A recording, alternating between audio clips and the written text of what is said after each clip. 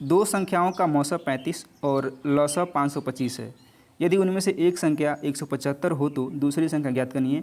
आपको ये फार्मूला याद कर लेना है, पहली संख्या गुणे दूसरी संख्या, पहली संख्या गुणे दूसरी संख्या बराबर मौसा गुणे लौसा।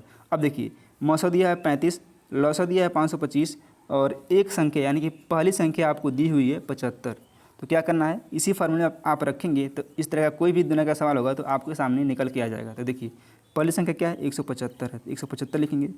दूसरी संख्या हमको पता नहीं था, हम क्या करेंगे, बी मान लेंगे बराबर मौसा कितना है, मौसा है 35 और लौसा कितना है 525 है।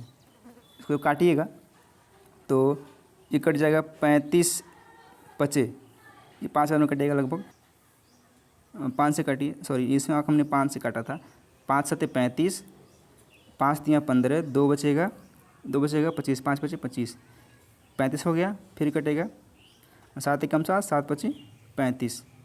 अब देखिए 5 से कट जाएगा, 5 एकम 5, 0, 5 पचे 50, 105 कितना आ गया, 105 निकल के आ गया, जो कि ऑप्शन नंबर डी में दिया गया है। मौसा गुणे लौसा, सॉरी पहली संख्या गुणे दूसरी संख्या बराबर मौसा गुणे लौसा आपको ध्यान रखना है। चलिए अगला क्वेश्चन देखते हैं। एक विद्यालय की छात्र संख्या 100 है, वहाँ 10% वार्षिक दर से छात्र संख्या में वृद्धि हो रही है।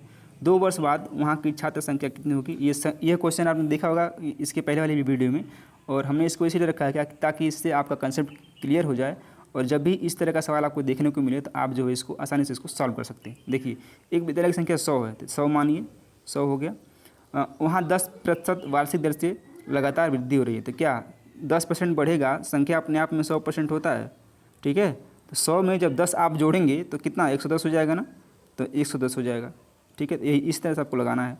तो पहले वर्ष कितना हुआ, पहले वर्ष हुआ 110, तो 110 और बटे 100। अब चूंकि 2 वर्ष लगातार बढ़ रहा है 10% की दर से, तो दूसरे वर्ष में क्या हो जाएगा, दूसरे वर्ष में हो जाएगा 110 और बटे 100। इसको काट लीजिए, 0 से 0 कट जाएगा और 2 जीरो ऊपर और 2 जीरो नीचे, कितना हो गया 121।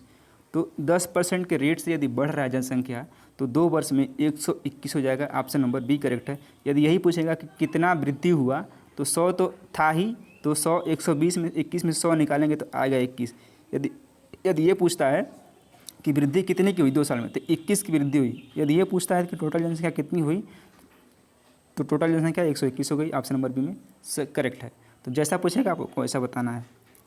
तो अगला जो क्वेश्चन है, 5 क्रमागत सम संख्याओं का औसत 85 है, तो उनमें से सबसे बड़ी संख्या क्या होगी। इस तरह के क्वेश्चन मैंने लगाया हुआ है इसके पहले वाली वीडियो में, तो वहाँ हमने छोटी संख्या पूछा था। अब क्या पूछ रहा है, अब इसमें बड़ी संख्या पूछा है। तो क्या करना है आपको ध्यान होगा कि क्या बस वही करेक्ट, जो आप सोच रहे हैं वही करना है। 85 लिखेंगे आप बीच में, ठीक है। अब चूँकि सम पूछा है तो 85 से छोटा सम संख्या क्या हो जाएगा, 84 हो जाएगा, और फिर दूसरा क्या हो जाएगा 82 हो जाएगा। अब इधर आइए, 85 से बड़ा सम संख्या 86, दूसरा 88। अब देखिए अब क्या हो गया, जैसे कि हमने आपसे सभी वीडियो में डिस्कस किया हुआ है कि हमसे क्या पूछा है, बड़ी संख्या पूछा है। तो बड़ी संख्या क्या हो गई 88 हो गई, तो 88 इसका करेक्ट आंसर है। अब चूँकि आप संतुष्ट नहीं हैं, आप सोच रहे हैं कि हमको वेरीफाई करना है कि क्या सही है कि नहीं सही है, तो औसत क्या होता है, सभी संख्याओं का योग बटे संख्या होता है। तो कितना 88, 86, 85, 84, 82 को जोड़ लीजिए, तो 8 और 6 14, 5 19, 4 23, 2 25 को 5 कैरी 2, 8 और 2 10, 10 और 8 18, 18 8 26, 26 8 34, 34 8 42, ये हो गया 42।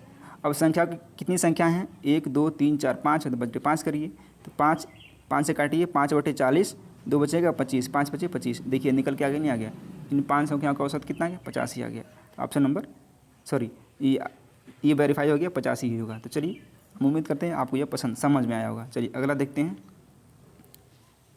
निम्नलिखित में से कौन सी भिन्न सबसे बड़ी है, 3/5, 2/8, 7/4 या फिर 3/2।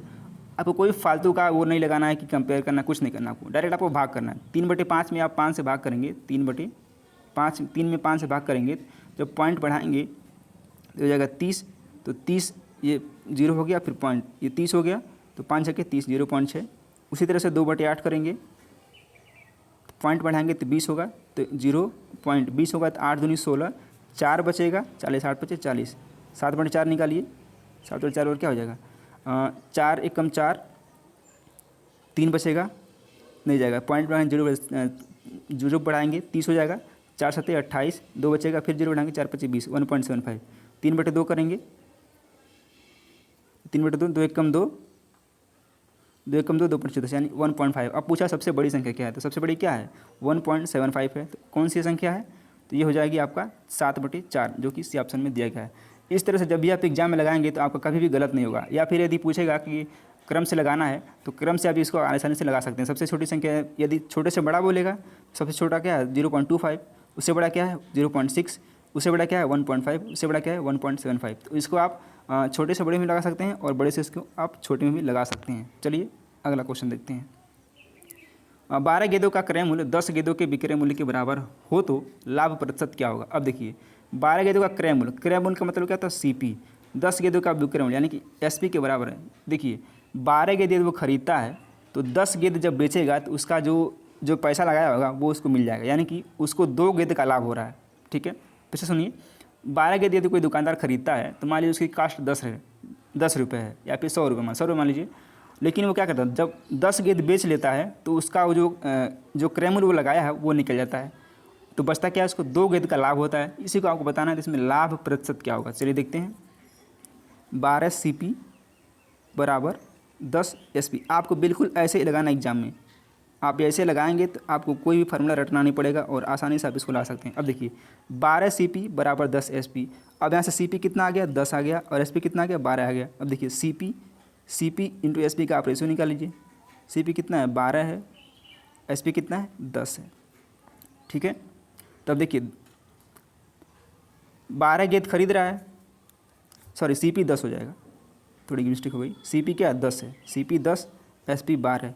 10 खरीद रहा है और 12 बेच रहा है, लाभ कितने कर रहा है 2 का हो रहा है। तो इसको आपको परसेंटेज में बता लेना है। तो 2 × 100 बटे कितने पे आप कंपेयर करेंगे 12 पे कंपेयर करेंगे, बटे 12 कर दीजिए क्योंकि 12 ही हमारा क्या है कास्ट प्राइस है। 2 एकम 2, 2 छक्के 12, फिर 2 तियाँ 6, 2 पचे 10, 0, 50/3। और तो 50/3 का आप क्या लिख सकते हैं 16 सही 2/3 या फिर 50/3 ही दिया था, आप किसको यहाँ पे लिख सकते हैं 50/3 प्रतिशत का उसको लाभ हो रहा है। Option number D correct.